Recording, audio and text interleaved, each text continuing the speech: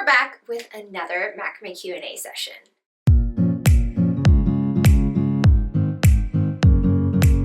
Hey everyone, it's Nicole and welcome back to BOCHIKNOT Macrame. In this video, we are going to be going over your questions asked in our November Q&A. These monthly Q&A sessions are perfect for those of you who have been struggling with certain aspects of macrame along your macrame journey. Feel free to ask any new questions or follow-up questions you may have in the post below. Once you ask these questions, I'll be going over the answers in a video just like this one so that you can always refer back to it if you have the same questions again. And with that said, let's jump right in. So the questions are, I do have a follow-up about how you would go about combining different flower types into a project. For instance, if you were to combine lilies and roses.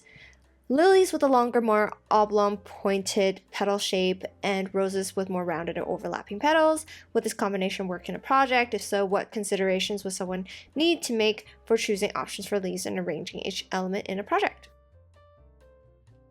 When it comes to knowing whether lilies will work with roses, what I usually take for inspiration is actual real life objects of the same thing. So I would go to Pinterest and search floral wreath with roses and lilies if that's a combination I want, and see if that's been done before.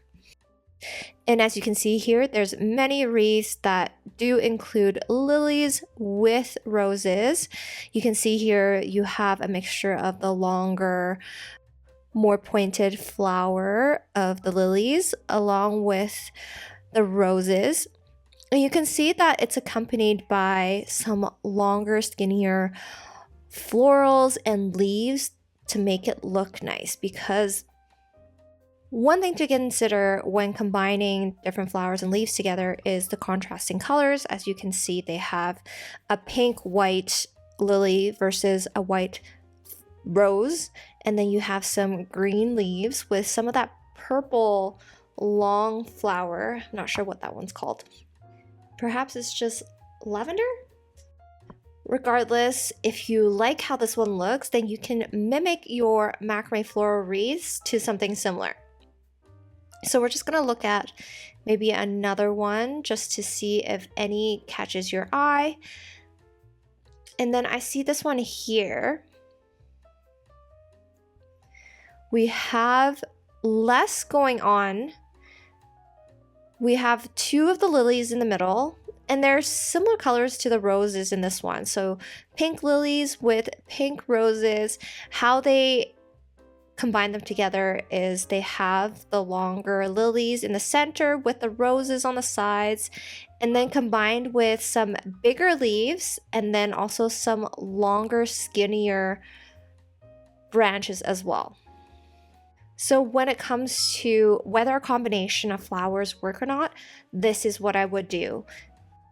So we just went over how in Pinterest you can search for different flowers and combinations of what you want to include into your wreath, and then to see what you can have similar in a macrame version. We do have a lot of similar designs that match with the flowers and leaves for roses, lilies, and many other popular flowers.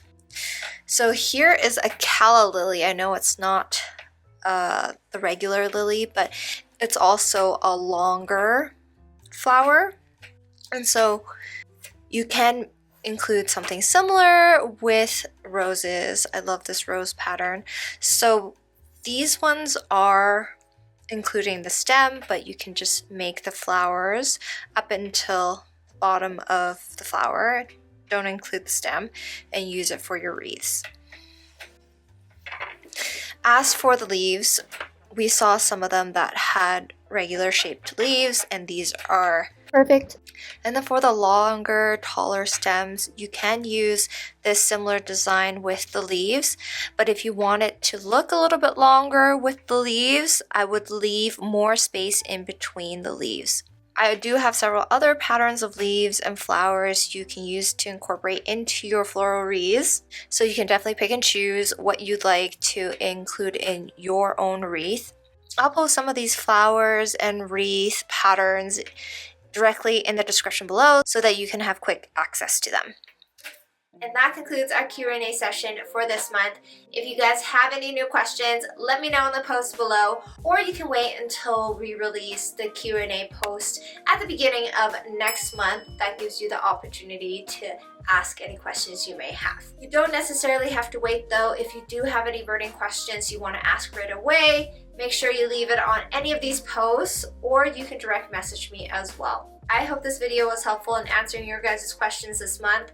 And as always, thank you guys for watching, and I'll see you guys next time.